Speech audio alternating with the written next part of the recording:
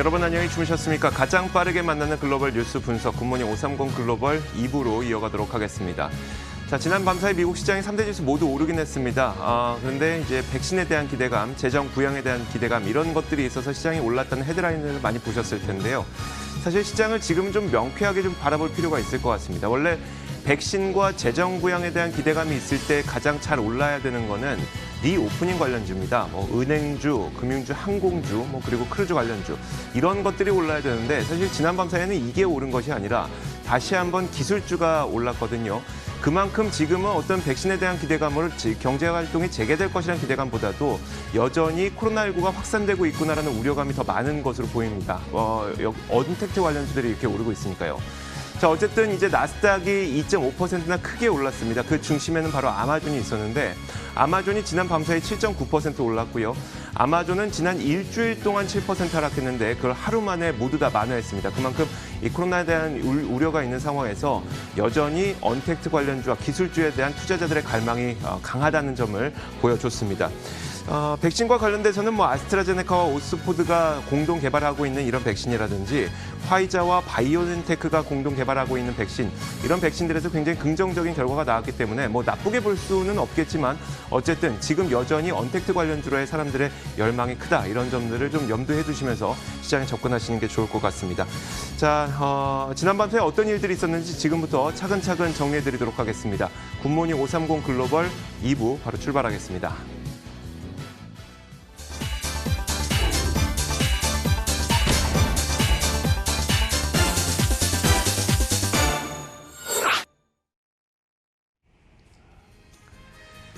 자, 지난밤 사이 미국 시장이 어떻게 움직였는지부터 정리해 보도록 하겠습니다. 클로징벨 중계석이고요. 장혜진 앵커 그리고 로제스타 투자자문 최진석 포트폴리오 팀장 함께하겠습니다. 어서 오세요. 자, 장혜진 앵커가 3대 지수 어떻게 마감됐는지 정리해 주실까요? 네, 현지 시간 20일 미국 3대 지수는 코로나19 백신 후보들의 긍정적인 소식이 들리면서 일제히 오른 채 마감했습니다. 시장은 미국과 유럽연합의 부양책 논의 그리고 코로나19 백신과 치료제 관련 소식에 주목을 하는 모습이었는데요. 나스닥이 이날 2.5%대의 상승세를 기록했는데 아마존이 이 상승세를 주도했습니다. 아마존은 이날 골드만삭스에서 목표 주가를 3,800달러로 상향 조정받으면서 8% 가까이 올랐습니다. 2018년 12월 이후 최고의 날을 기록했다라는 평가들이 나오고 있고요. S&P 500 지수의 경우에는 연간 기준 상승세로 전환을 했습니다. 연초부터 지금까지의 등락률을 계산해보면 플러스 0.8%로 전환했다는 소식까지 전해지고 있습니다. 먼저 코로나19 백신과 치료제 관련한 좋은 결과들은 계속해서 나오고 있습니다. 의학 전문지를 통해서 옥스포드 대학과 아스트라제네카가 공동으로 개발 중인 코로나19 백신이 초기 임상시험에서 강한 면역 반응을 보인 것으로 알려졌고요. 화이자와 바이오엔테크도 독일에서 실시된 코로나19 백신 임상시험 결과가 긍정적이었다라고 밝혔습니다. 이외에도 치료제 관련한 소식으로는 영국의 바이오 기업이죠. 시네어제는 코로나19 환자를 대상으로 한 인테페론 베타 치료가 이 환자 상태 개선에 큰 효과를 보였다라고 전하는 등 코로나19 백신과 치료제 관련 소식들이 줄줄이 이어져서 시장에 힘을 실어줬습니다. 다만 이런 내용이 대부분 이미 알려져서 시장 전체에 강한 동력을 제공하지 못한다는 지적도 제기되고 있습니다. 이런 가운데 유럽연합 정상들은 7,500억 유로 규모의 경제회복기금에 대해서 이 협상 중이라고 밝혔습니다. 보조금은 3,900억 유로로 밝혀졌고요. 대출금은 3,600억 유로를 유럽연합에서 제안을 했습니다. 협상까지 이 시간이 걸리겠지만 합의는 가능할 것이라고 유럽연합 상임의장은 전하기도 했습니다. 또 미국에서도 의회가 휴회를 마치고 개원하면서 추가 부양책에 대한 논의가 본격화할 것으로 예상됩니다. 폭스뉴스에서는 미국 공화당 의회 지도부가 트럼프 대통령을 만나서 추가 부양책에 논의한다라는 소식도 전했습니다. 한편 미국에서 코로나19의 확산은 좀처럼 진정되지 않아서 여전히 부담 요인으로 작용하고 있죠. 미국 내 코로나19 총 확진자는 370만 명을 훨씬 더 넘어섰고요. 사망자는 14만 명을 기록하고 있습니다. 전문가들은 코로나19 확산 상황에 따른 변동성 장세가 나타날 수 있다고 전망하기도 하고 있습니다. 보다 자세한 마감 상황도 함께 보시죠. 먼저 다우지수입니다. 장 초반에 좋지 않은 흐름을 보이다가 오후장에서 반등했습니다. 하지만 이 상승폭은 크지 않았는데요. 0.03% 이 보합권에서 오른 채 마감을 했습니다. 26,680포인트 터치하면서 장을 마친 모습이었습니다. 이어서 나스닥 지수입니다. 2.5% 넘게 오르면서 1,767선에 안착을 했죠. 이날 장 초반부터 상승폭을 쭉 키워나가는 모습이었고요. 굉장히 좋은 흐름을 보여줬습니다. 마지막으로 S&P 500 지수입니다. 0.8% 넘게 오르면서 3,251선에 장을 마쳤는데요. 장 초반에 하락세에 살짝 발 담궜지만 이내 반등에 성공하면서 상승폭을 키워가는 모습이었습니다. 이날 코로나19 백신과 치료제에 관한 긍정적인 소식도 있었고요. 또 부양책에 대한 기대감도 상당히 많이 일면서 일제 상승 마감을 했습니다. 팀장님, 이날 증시 어떻게 진단할 수 있을까요? 네, 사실은 이날 같은 경우는 그 개장 전도 마찬가지고 장 중에도 주요 이벤트라든지 아니면은 주요 기업들의 실적 발표는 좀 부재한 하루였죠. 그러다 보니까 이 복수의 코로나19 백신 관련된 호재가 결국은 전반적인 투자 심리를 살리는 요인으로 작용을 했고요. 거기다가 이제 기술주가 컴백을 했죠. 특히 지난 5일 연속 하락했던 아마존 같은 경우에 골드만삭스에서 월가 최고 목표 주가인 3,800달러를 제시하자 오늘 그간의 낙폭을 단숨에 회복하기도 했습니다. 여기에 또 실적 발표를 앞두고 복수의 목표 주가 상향 조정 소식을 받은 마이크로소프트도 랠리를 견인하는 등 나스닥은 결국은 다시 한번 좀 신고가를 썼고요. 이로써 S&P 500 지수도 지난 6월 8일에 기록을 했던 코로나19 이후의 고점이었던 3,232를 돌파하는 또 기염을 토하기도 했습니다. 자, 이어서 상품 선물 시장 살펴보겠습니다. 상품 선물 시장은 상대적으로 안정적인 모습을 보였습니다. 먼저 국제유가인데요. 국제유가가 오르긴 했습니다만 큰 폭의 상승은 아니었습니다. 강보합권에서 마감이 됐는데 일단 국제유가의 경우에는 코로나 백신에 대한 기대감으로 소폭 오르는 모습이었습니다. 백신이 개발이 된다면 이것은 경제 재개를 또 원활하게 수행할 수 있게 만들고요. 그것이 이제 유가에 대한 원유에 대한 수요를 높일 수 있는 그런 논리 때문에 이 국제유가가 소폭 올랐습니다. 0.3% 올라서 40.7달러에 선물시장에서 마감이 됐고요. 자, 이런 가운데 국제 금값은 2011년 9월 이래 최고 수준을 기록했습니다. 코로나 확진자 수가 계속 늘어나고 있고 이번 주에는 또 재정 정책에 대한 기대감이 존재를 하죠. 그러다 보니까 통화 정책에 대한 기대감, 여기에다가 재정 정책에 대한 기대감뿐만 아니라 이 코로나 확진자 수가 증가하고 있다는 것이 금값에 이 지지를 해주고 있다는 분석이 나오고 있습니다. 0.46% 올라서 1,818달러에 마감이 됐습니다. 자, 은값도 역시 한 4년 내 최고치를 기록한 상태고요. 금리 살펴보도록 하겠습니다. 10년물 국채 금리가 약보합권에서 마감이 됐습니다. 이렇게 증시가 좋음에도 불구하고 금리가 이렇게 하락하는 이유는 바로 그거죠. 재정 부양책에 대한 논의를 한번 지켜보자. 결과가 어떨지 모르니까 그런 관망 심리가 작용하면서 금리는 소폭 하락했다는 분석입니다. 0.615%에 마감이 됐습니다. 자, 마지막으로 달러 인덱스 살펴보겠습니다. 달러 약세는 지속적으로 진행되고 있습니다. 지난 밤 사이에도 0.15% 내리면서 95.79에 마감이 됐습니다. 자, 이렇게 상품 선물 시장 살펴봤습니다. 글로벌 외신 확인하도록 하겠습니다. 자, 첫 번째 외신부터 살펴보겠습니다. 팀장님, 어떤 소식일까요? 네, 억만장자이자 미 프로농구 NBA 달러스 팀의 구단주기도 하고요. 그리고 유명 투자자인 이 마크 큐반이 버블 붕괴 위험에 대해서 경고했다는 내용을 가져와 봤습니다. 큐반이 최근에 이 CNBC와의 인터뷰에서 3월 저점 이후의 증시 랠리가 1990년대 닷컴 버블과 닮아 있다라는 얘기를 했다고 하는데요. 미국 연준의 역대급 유동성 공급은 차이점이다. 하지만은 큰 틀에서는 당시와는 상황이 비슷하다는 게 그의 논리였습니다. 그 근거로 18살짜리 조카가 주식을 뭘 사면 좋겠냐고 묻는 등의 과도한 주식 열풍을 들고 있었는데요. 큐바는 강세장에서는 모두가 천재다. 그리고 모두가 돈을 벌고 있고 연준 때문에 주식 투자를 안 할 사람도 하고 있다라고 얘기를 하기도 했습니다. 그러면서 조카에게 욕심을 부리지 말고 캐시아웃, 즉 현금화 시킨 이후에 엑시트해다라는 이 조언을 했다라고도 전하기도 했습니다. 다만 큐반 같은 경우에도 닷컴 버블에도 1995년에서 2000년대 동안 이 나스닥이 500% 이상 상승하는 등 랠리가 오래 이어졌다는 점을 인정을 했는데요. 그러면서 자신의 포트폴리오에서 넷플릭스와 아마존의 비중이 여전히 높다라는 얘기도 덧붙이기도 했습니다. 자, 나스닥 시장에 그러니까 기술주에 거품이 끼어 있다는 그런 경계로는 계속 나오게 되는데 실제 밸류에이션을 보면 어떨까요? 네, 지난주 기준으로 해서 S&P 500 지수의 포워드 PR이 22.3배입니다. 근데 닷컴 버블 중이었던 2000년도 9월 1일에 23.4배였다라고 하거든요. 여기에 근접하고 있는 상황인데요. 하지만은 기술주 중심의 나스닥 100 지수의 포워드 PR을 살펴본다면은 7월 17일 현재 이 33.77배 월스트리트저널의 자료에 따르면은 이렇게 나오고 있습니다.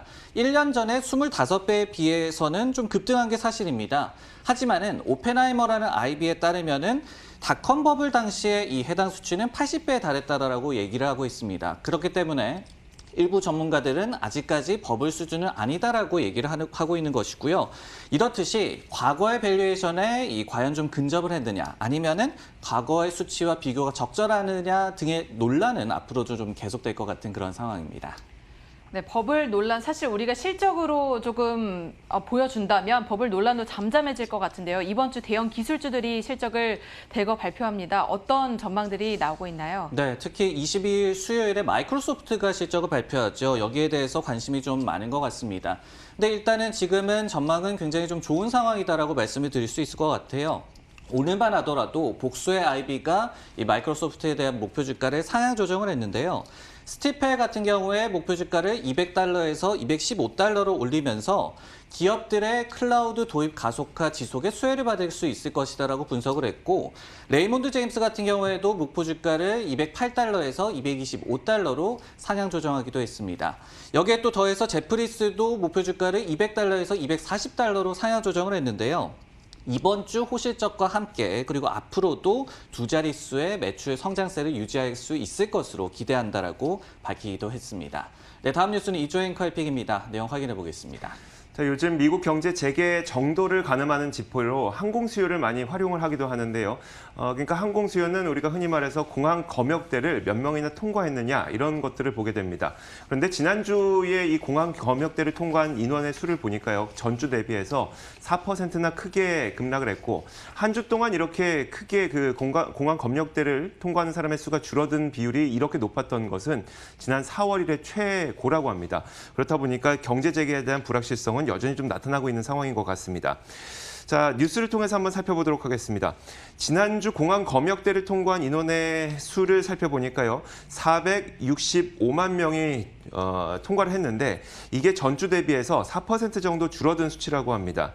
4월은 공항 항공 수요가 50년 만에 최저치를 기록했을 만큼 암울했던 시절인데 이 4월만큼 이 감소율이 크게 나타났다는 것을 의미하는 것이죠.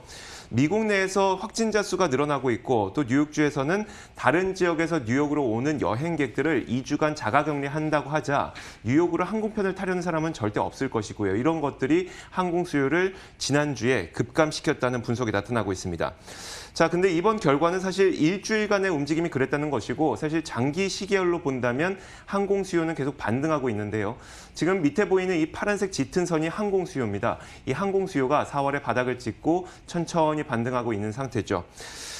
다만 이렇게 최근에 갑자기 이제 감소율이 급증하고 있는 이런 현상들은 여름 휴가철을 준비하고 있는 항공사들에게 더 큰 재정 부담으로 역효과가 날 것이라는 분석이 나오고 있는데, 왜냐하면 델타 항공의 경우에는 다음 달 항공편을 여름 휴가 시즌을 맞아서 50% 정도 증편한다고 밝혔거든요. 여름 성수기는 피크 시즌이기 때문에 증편을 했는데 실제 증편했지만 이용하는 사람들이 많지 않을 경우에 그만큼 재정 부담이 커질 수 있다는 겁니다. 아메리칸 에어라인에서도 6월 항공 수요가 나아지겠지만 작년 6월에 비해서는 거의 80%나 줄어든 수준이 될 것이다 라고 얘기를 했고요. 이번 주 주요 항공사들의 항공 수요가 발표가 되고 또 이번 주 목요일에는 아메리칸 에어라인과 사우스 웨스트 에어라인이 실적 발표를 하게 예정이 되어 있기 때문에 이 실적들도 잘 지켜보셔야겠습니다. 팀장님 어떻게 봐야 될지 참 궁금한데 어제 백신에 대한 소식 나왔습니다. 그래서 기술주들 많이 오르긴 했지만 경제 재개, 즉 리오프닝은 좀 둔화되는 시그널로 봐야 될까요? 네, 그런 것 같습니다. 5월과 6월의 상황, 그리고 7월의 상황이 좀 명확히 다르다라는 말씀을 드릴 수밖에 없을 것 같아요. 코로나19 재유행이 가속화되는 데 따라서 경제 정상화가 지체되고 있다는 시그널도 좀 명확하게 나타나고 있는 것 같습니다. 기사에서 전해주셨던 내용 외에도 뱅크 오브 아메리카도 지난 한 주간 미국 항공사 웹사이트 방문 수요가 YOY 기준으로 마이너스 61%였다고 밝혔습니다. 그러면서 전주에 마이너스 58% 대비해서 더욱더 악화가 됐다라고 밝히기도 했습니다. 이렇듯이 항공 수요뿐만이 아니라 외식 수요 등도 잠시 회복했다가 최근에 다시 주춤하는 모습을 보여주고 있으면서 경기에 대한 더블딥 우려를 좀 키우고 있는 그런 상황이죠. 항공주들의 실적 발표가 좀 임박해 있는 상황인데요. 예를 들어서 사우스웨스트 항공 같은 경우에는 당초 예약 취소 건수보다 이제는 신규 예약 건수가 더 많아졌다라고 얘기를 하면서 좀 회복세를 점친 바가 있습니다. 그렇기 때문에 이번에 항공사들이 어떤 얘기를 할지를 좀 주시를 해봐야 될 것 같습니다. 자, 이어서 장혜진 앵커가 꼽은 외신도 살펴보도록 하죠. 네, 미국 대선이 4개월도 채 남지 않았습니다. 이에 따라서 시장에서는 대선에 관련한 많은 전망들을 내놓고 있는데요. 이번에는 뱅크 오브 아메리카에서 미국 대선에서 민주당이 휩쓴다면 시장 랠리를 주도할 수 있을 것으로 전망을 했습니다. 물론 월가에서 통합된 정부가 코로나19에 맞서서 싸우고 미국과 중국의 무역 갈등이 완화되는 데 도움이 된다고 판단할 시에 시장에서는 좋은 흐름으로 판단을 하고 랠리를 펼칠 것이라고 예상을 했는데요. 뱅크 오브 아메리카 메릴린치의 경제연구원은 관세 불확실성이 줄어들면서 이 캐피털 익스펜디처죠. 설비 투자들이 많이 늘어날 것으로 예상을 하고 있습니다. 이러한 민주당 승리로 발생하는 시장 랠리는 사실 흔히 있는 일은 아니라서 굉장히 놀라운 일이 될 것이라고 판단을 했는데요. 월가는 일반적으로 의회가 정체됐을 때, 갈등을 빚고 있을 때 가장 좋은 성적을 거두기 때문입니다. 하지만 민주당으로 쏠렸을 때 시장이 좋은 상승을 볼 것으로 예상을 하고 있고요. 심지어 이 당선으로 인해서 최저임금을 높이거나 부자들의 세금을 높이는 것도 시장에 이익을 가져다 줄 것으로 내다보고 있습니다. 최근에 코로나19의 재확산세가 점차 악화되면서 투자자들은 코로나19의 영향을 누그러뜨리는 데 초점을 맞추고 있다라는 진단을 했는데요. 따라서 경제를 되살리고 질병에 맞서 싸울 그럴 만한 가장 효과적인 정책을 내놓을 만한 사람에게 표를 던질 것이다라는 그런 분석입니다. 따라서 코로나19 부양책을 촉구하는 것은 민주당에게 조금 더 좋은 상황이 될 수 있다라는 그런 내용의 기사였는데요. 하지만 반면에 마켓워치 등에서는 이 KBW 전문가를 인용해서 바이든 후보가 당선될 것으로 점쳐진다면 시장은 모두 매도를 하는 그런 흐름을 볼 수 있다라는 굉장히 반대되는 전망을 내놓기도 했습니다. 이렇게 대선을 두고 엇갈린 의견들이 나오고 있는데요. 우리가 이걸 어떻게 바라보면 좋을까요? 사실은 증시 입장에서는 줄곧 트럼프의 재선을 좀 바라왔습니다. 그리고 역사적으로도 재임 대통령이 재선하는 분위기가 랠리에 도움이 되었다는 데이터가 나와 있습니다. LPL 파이낸셜이라는 기관에 따르면은 1950년 이후에 임기 4년 차에 이 재임 대통령의 재선이 유력한 상황에서는 S&P 500 지수가 상승 확률 100%를 보여줬고요. 그리고 연간 평균 상승률도 11.7%를 기록하면서 이 레임덕 씨의 상승 확률 66.7%와 상승률 2.4%에 비해서 굉장히 아웃퍼폼하는 그런 모습을 보여왔습니다. 여기에 더해서 골드만삭스도 여러 차례 바이든의 당선이 굉장히 증시의 리스크가 될 수 있다는 얘기를 한 바가 있겠죠.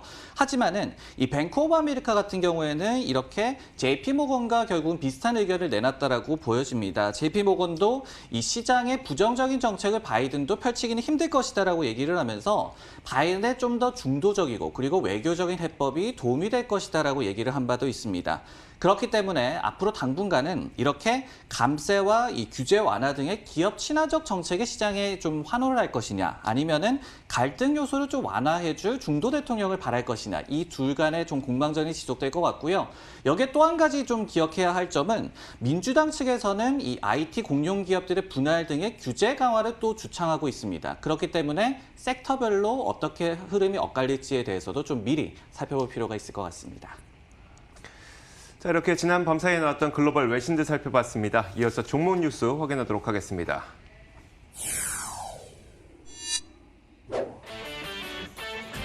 오늘의 종목 뉴스입니다.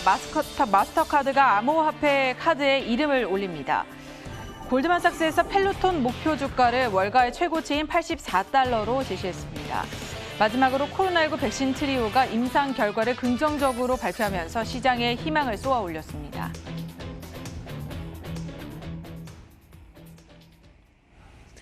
자, 오랜만에 마스터카드에 대한 이야기를 들고 오셨는데요. 팀장님, 마스터카드 어떤 내용일까요? 네, 결제 네트워크사죠. 마스터카드가 처음으로 암호화폐 카드에 이름을 올리게 됐다라는 소식을 전했습니다.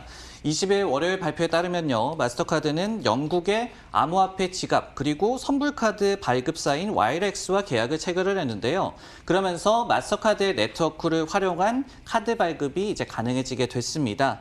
이로써 또 와이렉스는 마스터카드의 주요 가맹사 프린시펄 멤버라고 얘기를 하는데 여기에 처음 이름을 올린 순수 암호화폐 플랫폼으로 등극하게 됐습니다.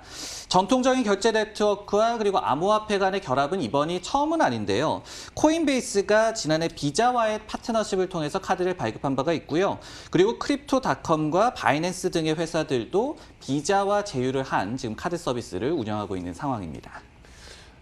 그러면 이제 비자가 한 발 앞선 상황이었고 이제 마스터카드도 동참한 셈인데 양사 모두 암호화폐 시장에 굉장히 관심을 보이고 있는 것 같네요. 네, 그렇습니다. 결국은 암호화폐를 이제 기존의 화폐로 환전을 하고 그리고 오프라인에서도 사용이 가능한 이 카드에 대한 수요가 증대되고 있고 이에 따라서 양사 모두 굉장히 좀 관심을 보이고 있다라고 저희가 해석을 하면 좋을 것 같아요.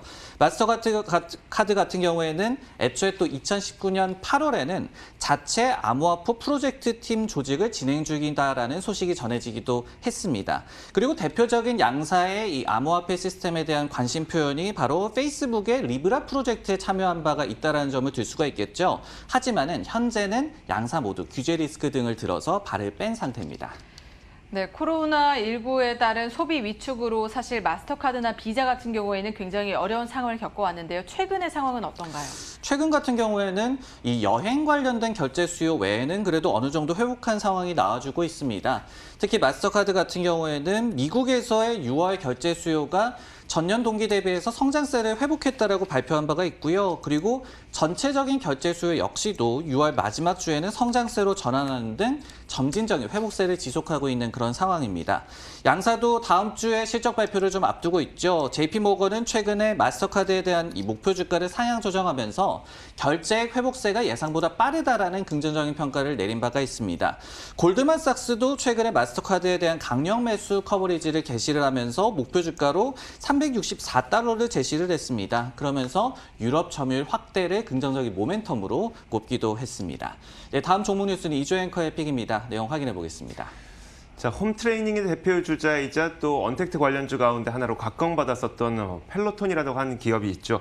자, 이 기업이 지난 밤 사이에 월가의 최고 목표 주가가 제시되면서 지난 밤 사이 10%나 급등했습니다. 자, 골드만삭스가 펠로톤에 대한 매수 의견과 함께 월스트리트 하이, 그러니까 매수 의견 최고치를 제시했는데요. 84달러를 제시했습니다. 골드만삭스는 단순히 그냥 지금까지의 고객보다도 앞으로의 고객이 더 많을 것이다, 이런 그냥 단순한 논리가 아니라 펠로톤에 대해서 이 골드만삭스는 펠로톤의 이 어떤 그 제품이 좋을 뿐만 아니라 펠로톤이 제공하고 있는 서비스까지도 소비자의 가치를 제공하고 있다고 분석을 했는데요. 이런 것들이 마치 애플처럼 그냥 제품 만족도뿐만 아니라 구독 기반의 서비스까지도 소비자들에게 굉장히 만족도를 높이고 있기 때문에 이 생태계에서 빠져나가지 못하게 만드는 그런 것들을 만들고 있다고 분석을 했습니다. 그러면서 골드만삭스에서는 이제 연간 매출 증가율을 2022년까지 매년 13.5% 증가할 것으로 전망을 했고요. 이익 증가율 역시 매년 13.2% 증가할 것이다, 이렇게 내다봤습니다. 같은 날 또 배런스에서 나온 기사를 보면요, 이 웨드부시에서도 펠로톤에 대한 의견을 내놨는데 최근 팬데믹으로 인해서 피트니스 클럽이 계속 문을 닫고 있다는 겁니다. 이건 펠로톤에게 굉장히 좋은 신호다라는 분석을 내놨는데 이런 분석과 함께 펠로톤의 목표 주가를 66달러로 3달러 정도 상향 조정했습니다. 매수 의견과 함께. 물론 경계론이 없는 것은 아닙니다. 지난주에 UBS에서는 펠로톤에 대해서 앞으로 수년간의 밸류에이션을 당겨왔다면서 그 가치는 이미 주가에 충분히 반영되어 있다고 밝혔거든요. 그러면서 매수 의견을 이 중립으로 하향 조정하고 목표 주가는 물론 48달러에서 58달러로 상향 조정하긴 했습니다. 이렇게 경계론과 그리고 기대심이 첨예하게 맞붙어 있는 기업인데요. 이 펠로톤에 대한 월가의 시각은 어떨까요? 네, 다음 달에 펠로톤이 6월 결산 분기 실적 발표를 예정하고 있습니다. 근데 지난 실적 발표에서요, 이 회사가 백로그, 저희가 산업재 회사 같은 경우에 수주잔고라고 표현을 하는데 주문을 받아놓고 아직까지 납품을 못한 그런 물량이 있다라고 얘기를 했습니다. 즉 수요를 맞추는 게 지금은 문제일 정도로 엄청난 인기를 끌고 있다라고 해석을 할 수가 있을 것 같고요. 그렇기 때문에 웨드부시는 그 앞서서도 견고한 수준의 이런 주문 잔량을 이유로 긍정적인 투자 의견을 제시한 바가 있습니다. 뱅크 오브 아메리카도 최근에 목표 주가를 54달러에서 72달러로 상향 조정을 하면서 6월 결산 분기에 그 애플리케이션 다운로드 수가 343% 전년 대비해서 급증했다라고 얘기를 했거든요. 그렇기 때문에 전반적인 분위기는 굉장히 좀 긍정적이다라고 말씀을 해드릴 수 있을 것 같고, 다만에 이 4월에 좀 피크를 친 이후에 어떤 5, 6월에 성장세가 다소 둔화됐다라는 일각의 시각도 있습니다. 그렇기 때문에 이번 실적 발표에서 무엇보다도 가이던스가 또 중요하다라고 볼 수가 있겠네요. 알겠습니다. 자, 마지막 종목은 장혜진 앵커가 꼽았습니다. 어떤 기업일까요? 네, 코로나19 백신 후보들이 굉장히 좋은 임상시험 결과를 발표했습니다. 코로나19 백신 트리오죠. 영국의 옥스퍼드 대학과 아스트라제네카의 백신, 화이자와 바이오엔테크의 백신, 그리고 중국의 칸지노 바이오로직스의 백신에 대한 임상 결과가 모두 강한 면역 반응을 일으키면서 굉장히 긍정적인 결과를 발표해서 시장에 희망을 쏘아 올리고 있다라는 그런 내용이 전해지고 있는데요. 이에 따라서 올해가 가기 전에 이 백신 개발이 성공적으로 이루어질 수 있지 않을까 하는 기대감도 높아지고 있습니다. 임상 결과에 대해서 조금 자세히 살펴보면요. 이 옥스퍼드 대학과 아스트라제네카가 공동으로 개발 중인 백신이 임상시험에서 강한 면역 반응을 보였다고 의학 전문지 랜시스는 발표했고요. 강한 항체와 T세포 면역 반응을 보였다고 덧붙였습니다. 그러면서 이들은 향후 몇 주 내로 미국에서도 임상시험을 시작하겠다라고 발표를 했고요. 화이자와 바이오엔테크도 비슷한 결과였습니다. 독일에서 진행한 임상시험에서 이 T세포 반응을 끌어냈다라고 발표를 했습니다. 현재 많은 의학 전문가들은 코로나19 백신 관련 임상시험에서 이 중화항체 형성과 T세포 면역 반응에 좀 주시를 하고 있습니다. 항바이러스성 반응이 될 수 있기 때문인데요. 이제 위 세계사는 대규모 임상시험만을 앞두고 있습니다. 이 시험에서 긍정적인 결과를 얻는다면 연말에는 우리가 백신을 복용할 수 있지 않을까 하는 기대감도 상당히 커지고 있는 상황입니다. 하지만 이 코로나19 백신과 치료제 관련 소식이 전해졌음에도 불구하고 시장에서 이 상당히 큰 동력을 제공하지는 못했습니다.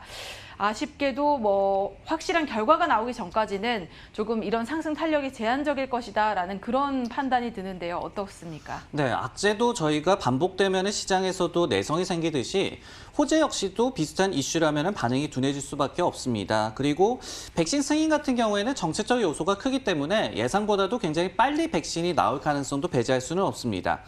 하지만은 현재로서는 나오고 있는 그런 결과들이 초기 임상 결과다. 거기에서 좀 더 진전된 결과는 아직까지 나오고 있지 않다라는 점 역시도 시장의 반응이 미미한 것이 이해가 되는 대목이다라고 말씀을 드릴 수가 있을 것 같고요. 그렇기 때문에 이제 대규모 임상이 본격 개시됐을 때 또 한 번 모멘텀을 받을지 조금 더 지켜봐야 될 것 같습니다. 자, 이렇게 지난 밤사이 나왔던 여러 가지 글로벌 뉴스와 더불어서 종목 뉴스까지 확인해봤습니다. 장혜진 앵커 수고하셨고요. 로제타 투자자본 최진석 포트폴리오 팀장 함께했습니다. 고맙습니다.